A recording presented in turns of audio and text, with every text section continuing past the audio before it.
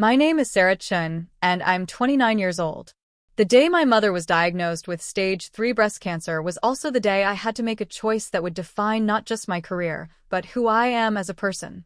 When I asked my CEO, who happens to be my former college roommate and best friend Emma Rodriguez, for 4 days to be with my mom during her surgery, she gave me an ultimatum that shattered everything I thought I knew about friendship and loyalty. Choose the biggest tech partnership in our company's history, or choose family. What she didn't expect was that I would refuse to choose it all and walk away with a $75 million deal she tried to steal from me while destroying our friendship in the process. Before I tell you how I turned betrayal into triumph, let me know in the comments if you've ever had to choose between career and family. Trust me, this story might change how you view those impossible decisions forever. I grew up in a tight-knit family in San Francisco's Richmond district. My mother, Linda Chun, immigrated from Taiwan in the 1980s with nothing but a computer science degree and unshakable determination. She worked her way up from entry-level programmer to senior software architect at a major tech company, all while raising me as a single parent after my father left when I was 8 years old. Mom was my hero in every sense of the word. She taught me that technology wasn't just about code and algorithms, but about solving real human problems. Every evening after her long days at work, she would help me with homework at our small kitchen table, often explaining complex programming concepts using everyday analogies that made everything click. "Remember, Sarah," she would say while debugging code late into the night, "technology should make life better for people, not more complicated. If you're not solving a real problem, you're just playing with expensive toys." Those words became the foundation of my approach to software development and business. By high school, I was already building apps for local small businesses, always focusing on user experience and practical solutions rather than flashy features. I met Emma Rodriguez during our freshman year at Stanford. We were randomly assigned as roommates in Wilbur Hall, and despite our different backgrounds, we clicked immediately. Emma came from a wealthy family in Los Angeles, her father a successful investment banker and her mother a prominent attorney. She was studying business with a focus on venture capital, while I pursued computer science with an entrepreneurship minor. Emma was charismatic, ambitious, and had an uncanny ability to see market opportunities before others. I was the technical problem solver who could turn ideas into working products. We complemented each other perfectly, spending countless late nights in the engineering building, dreaming about starting our own company someday. "We're going to change the world, Sarah," Emma would say during our planning sessions over cheap ramen noodles. "You build it, I'll sell it, and we'll revolutionize how businesses operate." Our friendship deepened over 4 years of shared struggles, successes, and dreams. Emma supported me through my mother's occasional health scares and financial stress, while I helped her navigate the pressure from her family to follow a more traditional path in finance rather than the risky world of startups. After graduation, we both landed jobs at established tech companies to gain experience. Emma went to a prominent venture capital firm, while I joined a software development company specializing in business automation tools. We stayed in touch constantly, always with the understanding that when the time was right, we would launch our venture together. That time came 3 years ago when Emma called me, with excitement practically vibrating through the phone. "I found our opportunity," she announced. "Small and medium businesses are drowning in inefficient processes, but existing solutions are either too expensive or too complicated. We can build something better." She was right. The market was ripe for disruption, and I had been developing ideas for streamlined business management software during my evenings and weekends. Within 6 months, we had launched Streamlined Solutions with Emma as CEO and me as Chief Technology Officer. Our company focused on creating intuitive business management software that small and medium enterprises could actually afford and use effectively. Unlike bloated enterprise solutions that required extensive training and customization, our platform was designed to be deployed quickly and used immediately. Emma excelled at fundraising, client relations, and strategic planning. I led product development, ensuring our software remained user-friendly while incorporating powerful features that genuinely solved business problems. Our partnership felt natural and balanced, just as it had in college. Streamlined Solutions grew rapidly. Within 18 months, We had secured $5 million in seed funding, built a team of 25 employees, and acquired over 200 clients across various industries. Our software was getting recognition in tech publications, and we were being invited to speak at conferences. The company culture we created reflected both our values and our friendship. Emma championed aggressive growth and market expansion, while I insisted on maintaining our commitment to user experience and ethical business practices. Most of the time, this balance worked beautifully. However, as the company grew, subtle changes began to emerge in our dynamic. Emma started making more unilateral decisions, particularly regarding business development and strategic partnerships. She would present new initiatives to the team as established facts rather than proposals for discussion. Initially, I attributed this to the natural pressures of her role as CEO. Managing investor expectations, board meetings, and strategic planning required decisive leadership. I trusted her judgment and focused on my areas of responsibility. But there were warning signs I should have recognized earlier.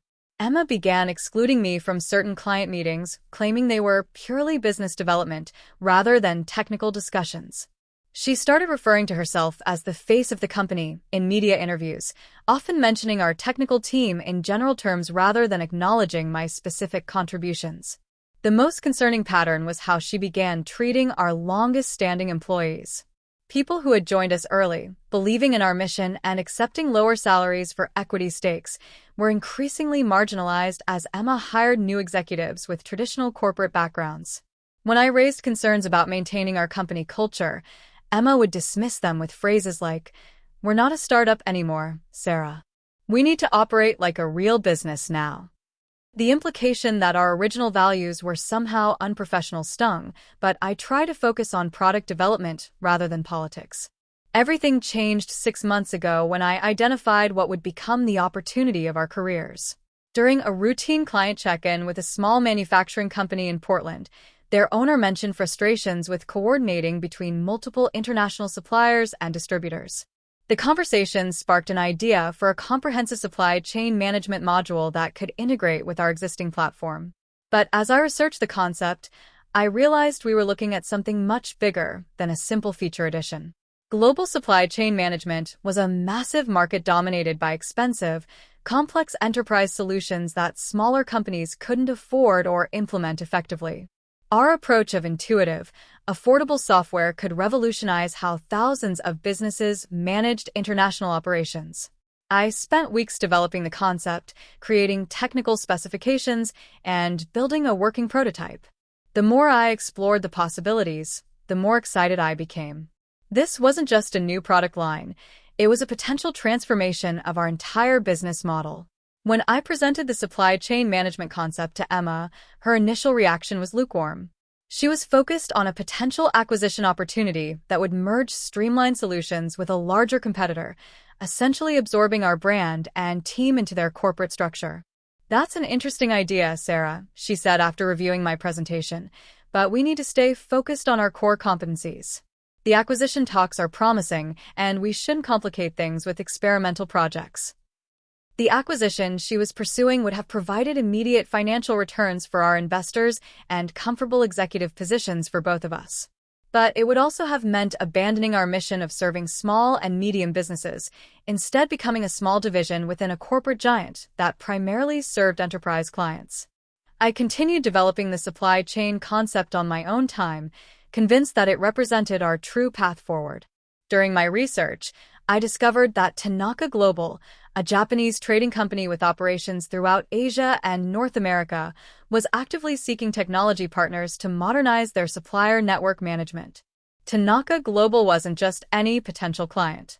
They manage supply chains for over 3,000 small and medium manufacturers across 12 countries, exactly the type of businesses our software was designed to serve. A partnership with them could provide the proof of concept and market validation needed to launch our supply chain platform globally. I reached out to Tanaka Global's technology director, Hiroshi Yamamoto, introducing our company and the supply chain management concept I had developed. His response was immediately enthusiastic. "Ms. Chen," he wrote in his reply, "your proposal addresses exactly the challenges we face daily. Our current solutions are expensive and difficult for our smaller partners to implement.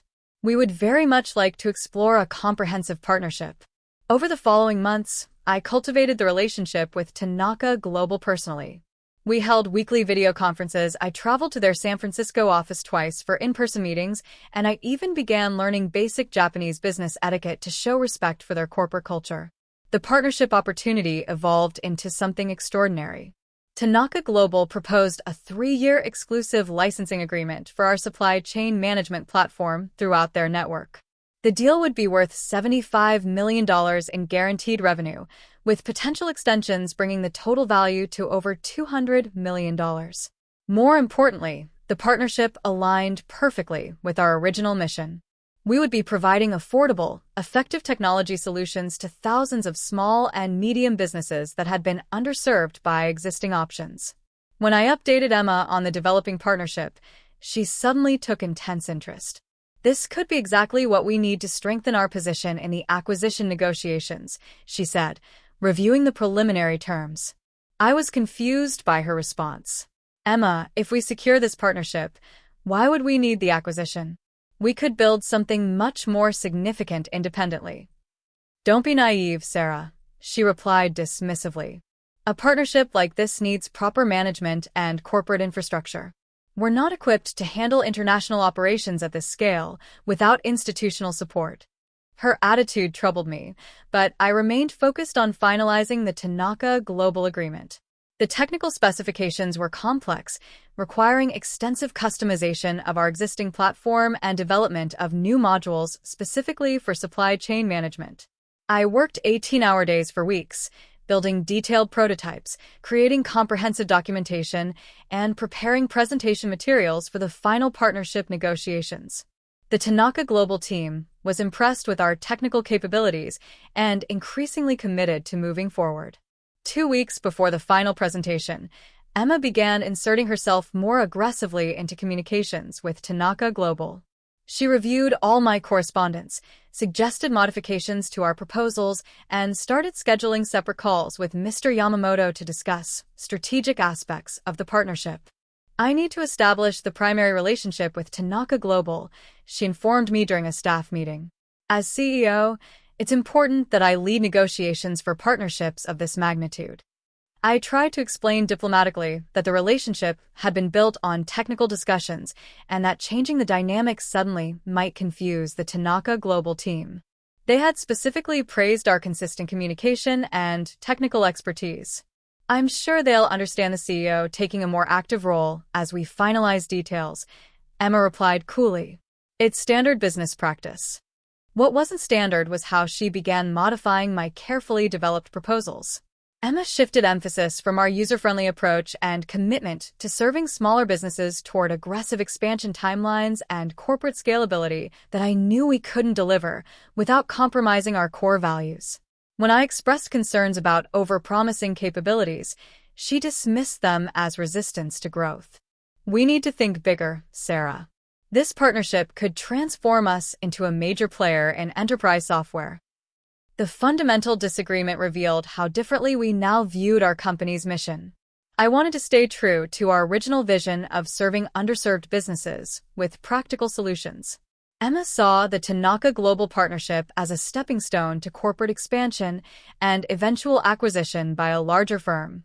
During this tense period, my mother called with news that would change everything. Sarah, I need to tell you something, Mom said during our weekly phone call, her voice unusually subdued. I found a lump during my self-examination last week. The doctor wants to do a biopsy immediately. The world seemed to stop. My mother had always been invincible in my mind, the woman who had overcome every obstacle through determination and hard work. The possibility of cancer was terrifying beyond description. When is the appointment? I asked, already calculating how to rearrange my schedule. Thursday morning. But don't worry about changing your work plans. It's just a precautionary procedure. I insisted on accompanying her to the appointment despite her protests. The biopsy results would take several days, during which we both tried to maintain normal routines while anxiety gnawed at our composure. The call came the following Tuesday while I was reviewing final preparations for the Tanaka Global presentation. Dr. Martinez's voice was gentle but direct. I'm sorry to inform you that the biopsy confirmed malignant cells. We've scheduled additional tests to determine the extent and plan treatment options. Stage 3 breast cancer. The words echoed in my mind as Dr. Martinez explained treatment protocols, survival rates, and timeline for surgery. My mother would need a mastectomy followed by aggressive chemotherapy, with surgery scheduled for the following week. The surgery is complex and will require several days of hospitalization, Dr. Martinez continued. Recovery will be gradual, and she'll need significant support during the initial period. I took detailed notes while struggling to process the emotional impact. My mother, ever practical, was already asking about treatment costs and work schedule implications. But I could see the fear in her eyes despite her composed demeanor. After the appointment, we sat in my car in the hospital parking lot, both overwhelmed by the diagnosis and treatment plan ahead. I'm going to be with you through all of this, I told her firmly. Whatever it takes. She squeezed my hand. You have important work responsibilities, Sarah. Don't let my situation derail your career. My career means nothing if I'm not there for you when you need me most, I replied. We're going to get through this together. That evening, I called Emma to explain the situation and discuss how to handle my absence during my mother's surgery and initial recovery period. I'm so sorry to hear about Linda, Emma said, using the concerned tone appropriate for such news. How long do you expect to be out? The surgery is scheduled for Thursday morning. I'll need at least 4 days to be with her through the procedure and initial recovery. Possibly longer depending on complications. There was a pause before Emma responded. Thursday? Sarah, that's the day of our final presentation to Tanaka Global. You can't miss that meeting. I can't miss my mother's cancer surgery either, I replied, confused by her priorities. You have all my materials, technical specifications, and documentation. You can handle the presentation. That's not how this works, Emma said, her tone sharpening. The Tanaka Global team has been working with you directly for months. They expect you to lead the technical presentation. Changing that dynamic now could jeopardize everything we've worked for. I was stunned by her response. Emma, this is my mother's cancer surgery. Surely they'll understand the circumstances. Business doesn't stop for personal crises, Sarah. This partnership is worth $75 million. We can't risk losing it because of poor timing. The coldness in her voice was shocking. This was my best friend, someone who had known my mother for years, someone who understood how important she was to me. I'm not asking you to cancel the meeting, I said carefully. I'm asking you to handle it without me for 1 day while I support my mother through cancer surgery. And I'm telling you that's not acceptable, Emma replied firmly. You have a choice to make, Sarah. Either you prioritize this partnership, which affects the livelihoods of our entire team, or you prioritize your personal situation. I can't support both. The ultimatum hung in the air between us. Choose work or family. Choose the company we'd built together or the woman who had raised me. You can't be serious, I whispered. I'm completely serious. This partnership is too important to risk on a last-minute change of plans. The presentation needs to be handled exactly as we've prepared, with you leading the technical components. I felt a surge of anger mixed with heartbreak. Emma, this is my mother's life we're talking about, and this is our company's future, she shot back. Sometimes leadership requires difficult choices. What kind of leader asks someone to abandon their mother during cancer surgery? I asked, my voice rising. The kind who understands that business success requires sacrifice, Emma replied coldly. I'm sorry about the timing, Sarah, but I need your answer by tomorrow morning. Either you're committed to this company and this partnership, or you're not. I hung up the phone in disbelief, staring at the device as if it had betrayed me. This was not the Emma I had known in college, not the friend who had supported me through difficult times, not the business partner who had once shared my values about putting people first. That night, I sat with my mother in her small apartment, helping her prepare for the surgery while processing Emma's ultimatum. Mom noticed my distraction despite my attempts to hide it. What's troubling you, sweetheart? She asked gently. Besides the obvious. I explained the situation hesitantly, not wanting to add stress during her preparation for surgery. To my surprise, her response was immediate and clear. "You go to that meeting," she said firmly. "I won't be responsible for derailing your career." "Mom, I can't leave you alone for cancer surgery. It's not even a question. And I can't let you sacrifice a $75 million opportunity because of me," she replied. "Your Aunt Susan can be here for the surgery. You've worked too hard to let this slip away." "This isn't about money," I protested. "This is about being there for the person who matters most to me." My mother took my hands in hers, her grip still strong despite the fear I could see in her eyes. "Sarah, do you remember what I always taught you about problem solving? Look for solutions that solve multiple problems at once," I recited automatically. "Exactly. So instead of seeing this as an either-or choice, think about whether there might be a third option." Her words sparked something in my mind. Throughout my career, I had built my reputation on finding creative solutions to seemingly impossible technical challenges. Why was I accepting Emma's false dichotomy instead of looking for alternatives? I spent most of that night researching options, making phone calls, and developing a plan that seemed impossible but might actually work. If Emma wanted to play hardball with my mother's cancer surgery, I would show her what real determination looked like. The next morning, I called Emma's office and requested an immediate meeting.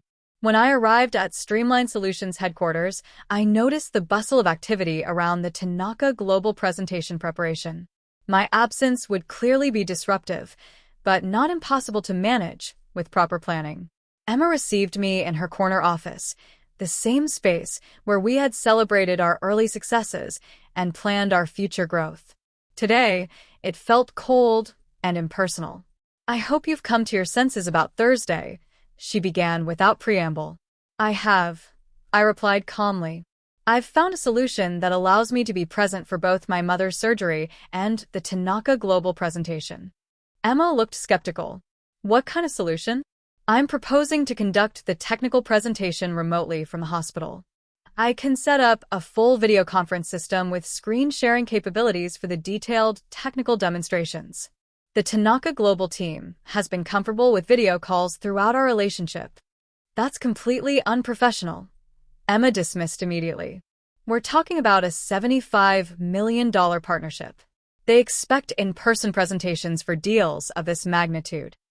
"Actually, I've already spoken with Mr. Yamamoto," I said, pulling out my phone to show the email chain. I explained the situation honestly, and he expressed both sympathy for my mother's condition and willingness to accommodate a remote presentation. He said Japanese business culture values family loyalty and that they would respect my dedication to both responsibilities. Emma's expression darkened as she read the emails. "You went around me to contact the client directly?" "I solved a problem," I corrected. "The same way I've been solving problems for this company since we started it." "By making the company look unprofessional and desperate," she snapped. "Do you understand how this makes us appear to potential partners?"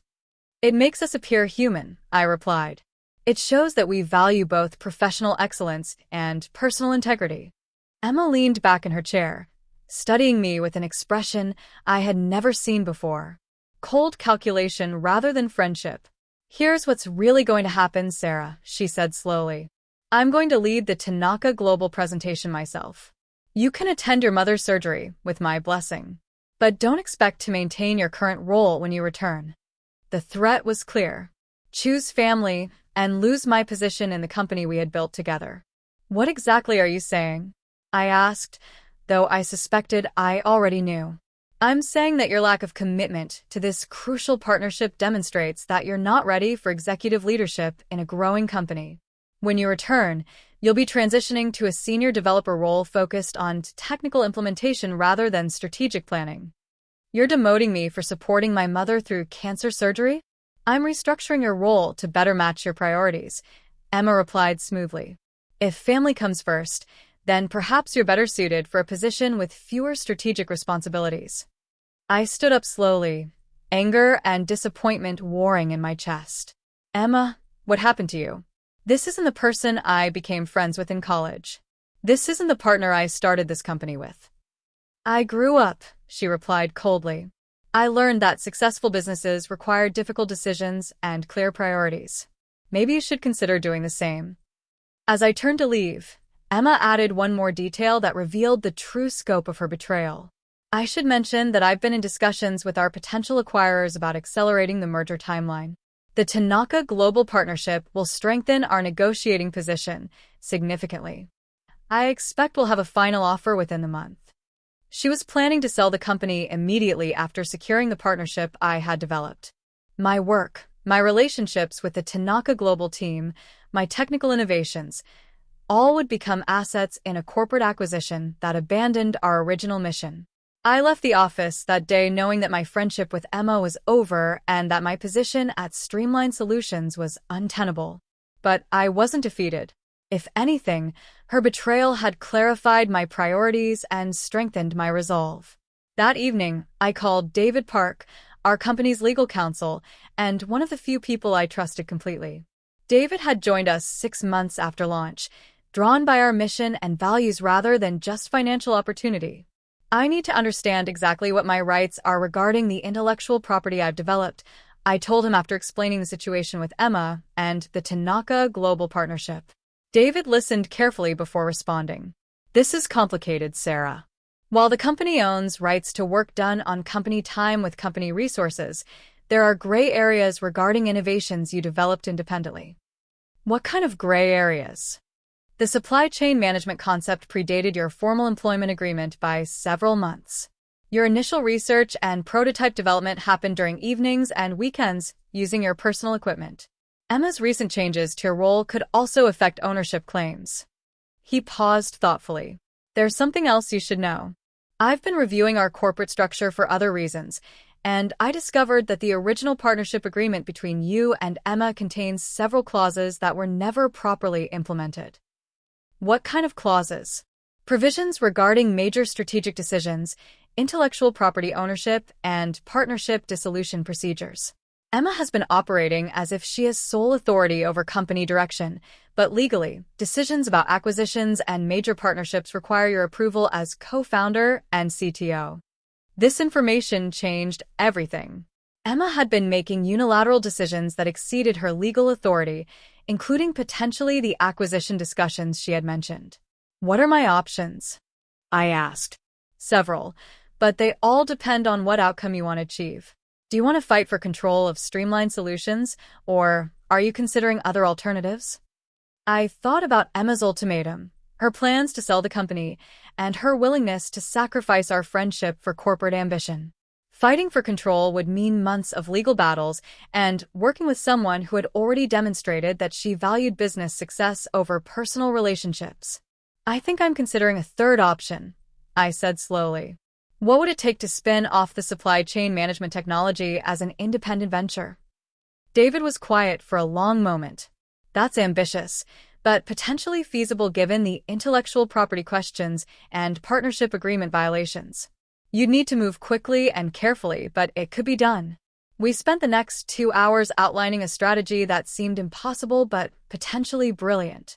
I would attend my mother's surgery as planned, conduct the Tanaka Global presentation remotely as I had proposed, and then make Emma a counteroffer she couldn't refuse. The day of my mother's surgery arrived with typical San Francisco fog, gray and uncertain.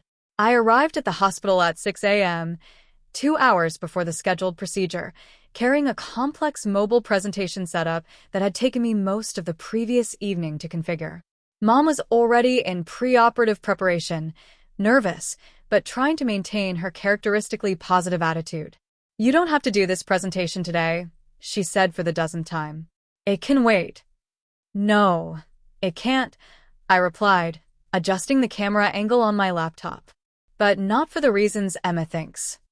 The surgery was scheduled to begin at 10 a.m. and last approximately 4 hours. The Tanaka Global presentation was set for 2 p.m. Pacific Time, 6 a.m. Tokyo time the following day, accommodating both the hospital schedule and international time zones. As they wheeled my mother into surgery, she squeezed my hand one last time. Whatever you're planning, I'm proud of you, she whispered. The waiting began. In the family consultation room, I set up my presentation equipment, tested the video connections, and reviewed my materials one final time. But I wasn't just preparing for the Tanaka Global meeting. I was preparing to take control of my own career and future. At 1:45 p.m., I logged into the video conference with the Tanaka Global team. Mr. Yamamoto and his colleagues appeared on screen from their Tokyo conference room, professional and courteous despite the unusual circumstances. Ms. Chun, we hope your mother's surgery is proceeding well, Mr. Yamamoto began with genuine concern. We appreciate your dedication to maintaining our meeting today. Thank you for your understanding and flexibility, I replied. I want to ensure we can move forward with our partnership regardless of personal circumstances. For the next 90 minutes, I delivered the most comprehensive presentation of my career. I walked through technical specifications, demonstrated prototype features, outlined implementation timelines, and answered detailed questions about scalability and customization options. The Tanaka Global team was thoroughly engaged, asking sophisticated questions that demonstrated their genuine understanding of our technology's potential. Mr. Yamamoto seemed particularly impressed with the user interface design and the platform's ability to accommodate different business sizes and operational complexities. Ms. Chun, he said as we concluded the technical demonstration, this solution addresses exactly the challenges our partner network faces. We're very excited about moving forward. I'm delighted to hear that, I replied. However, I need to discuss some important changes regarding the partnership structure. I had their full attention now. Recently, I've discovered significant disagreements with my current business partner regarding the direction and values of our company. These differences are irreconcilable and affect how this partnership would be implemented. Mr. Yamamoto looked concerned. Are you suggesting the partnership is in jeopardy? Not at all, I assured him. I'm proposing that we restructure the partnership to work directly with a new entity that I'll be establishing specifically for supply chain management solutions. This would ensure complete alignment between your needs and our business focus. I explained my plans to launch an independent company dedicated exclusively to supply chain technology, emphasizing how this focus would provide better service and faster innovation than working with a larger, diversified software company. This new venture would have the same technical capabilities and team members you've been working with, but with complete strategic alignment around supply chain solutions, I continued. We could move forward with the partnership exactly as planned, but with a more dedicated and focused partner. The Tanaka Global team asked several pointed questions about transition timelines, technical continuity, and legal structure. I had prepared answers for all of them, having spent weeks thinking through the implications. We need to discuss this internally, Mr. Yamamoto said finally, but your proposal is intriguing. The dedicated focus you describe would indeed address some of our concerns about working with a company that has divided attention across multiple product lines. As we concluded the call, Mr. Yamamoto made a statement that confirmed my decision to leave Streamline Solutions had been correct.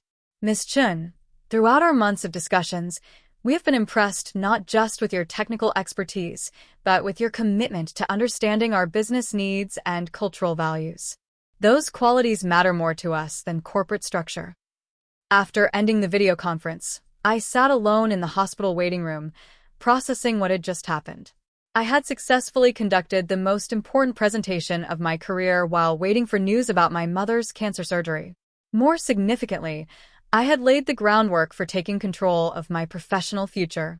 Dr. Martinez appeared in the waiting room at 4:30 p.m., still in surgical scrubs, but with a reassuring expression. The surgery went very well, she announced. We were able to remove all visible cancerous tissue, and the preliminary lymph node results look promising.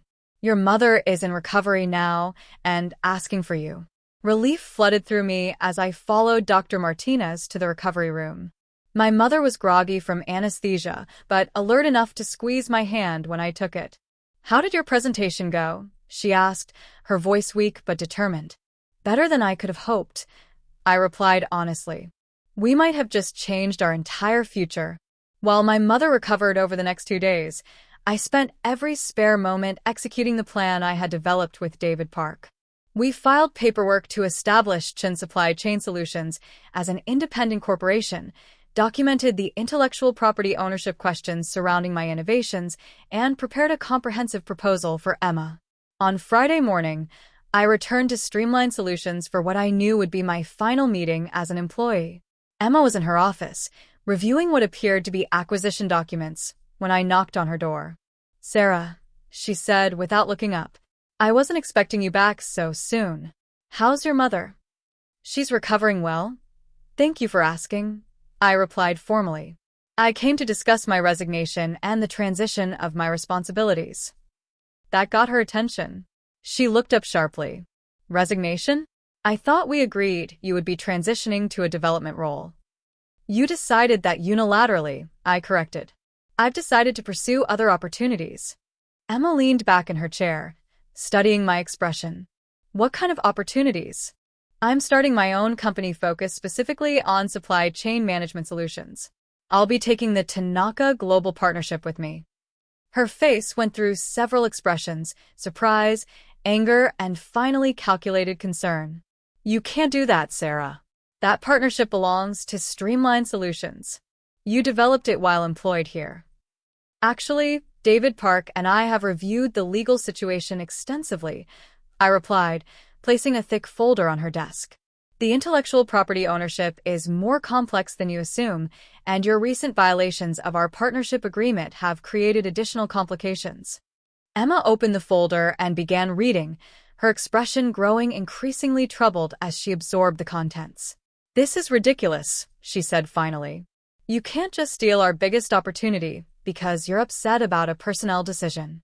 "I'm not stealing anything," I replied calmly. "I'm exercising my rights as co-founder and co-developer of the technology in question. But I'm prepared to make you a reasonable offer." I had her attention now. "What kind of offer?" "Chun Supply Chain Solutions will license the basic platform technology from Streamline Solutions for a fair market rate. You'll receive ongoing royalties without any development costs or operational responsibilities. Meanwhile, I'll handle the Tanaka Global Partnership and any other supply chain management clients independently." "That's absurd," Emma protested. "You can't just carve out our most valuable opportunity for yourself." "I can and I am," I replied firmly. "But I'm offering you a path to maintain some benefit from work we develop together. The alternative is a lengthy legal battle that would destroy the Tanaka Global relationship and leave both companies with nothing." Emma was quiet for several minutes, reading through the documentation David had prepared. Finally, she looked up with an expression I had never seen before, respect mixed with anger. "You planned this whole thing, didn't you?" she asked. "The remote presentation, the legal research, the new company formation. This wasn't about your mother's surgery at all." "It was entirely about my mother's surgery," I corrected. "And about what your response to it revealed about who you've become. The business aspects were just the logical consequence of that revelation." "So, you're punishing me for making a difficult business decision?" "I'm protecting myself from someone who would force me to choose between family and career when creative solutions were available," I replied. "Someone who would threaten my position for prioritizing my mother's cancer surgery. Someone who would sell our company without consulting me despite legal requirements for partner approval." That last point hit home. Emma's expression confirmed that she hadn't expected me to discover her acquisition negotiations. "You've been planning to sell Streamline Solutions from the moment the Tanaka Global opportunity became valuable," I continued. "You saw it as a way to increase our acquisition price, not as a path to build the kind of company we originally envisioned." Emma was silent for a long moment. Finally, she spoke with a resignation I had never heard from her before. "What exactly are you proposing?" I outlined the licensing agreement in detail. Streamline Solutions would receive 15% of revenues from supply chain management software sales in perpetuity, but would have no operational involvement or control over the technology's development or implementation. "You keep your acquisition plans and your vision of corporate success," I concluded. "I pursue the supply chain market with full autonomy. We both benefit financially, but we don't have to pretend we still share the same values." "And if I refuse?" "Then we spend the next year in legal battles while the Tanaka Global opportunity disappears and both companies suffer irreparable damage," I replied honestly. "David Park is confident about my intellectual property claims. but litigation would be expensive and time-consuming for everyone involved. Emma stared at the licensing proposal for several minutes before signing it. I never expected this from you, Sarah. I never expected to be forced into choosing between my mother's cancer surgery and my career, I replied. People change, Emma. Sometimes they reveal who they really are under pressure. As I prepared to leave, Emma made one final comment that confirmed my decision had been correct. You're making a mistake, Sarah. Building a business around personal relationships and family loyalty isn't sustainable in today's market. You'll learn that eventually. Maybe, I acknowledged. But I'd rather fail trying to build something I believe in than succeed by abandoning everything that matters to me. I cleared out my desk, said goodbye to the team members I would miss, and walked away from Streamline Solutions forever. It was terrifying and exhilarating simultaneously. 6 months later, I stood in the conference room of Chin Supply Chain Solutions' new office in downtown San Francisco, surrounded by a team of 12 employees who had joined our mission of making supply chain technology accessible to businesses of all sizes. The Tanaka Global Partnership had exceeded every expectation. We had deployed our software across their entire network, processed over $200 million in supply chain transactions, and received requests for expansion into European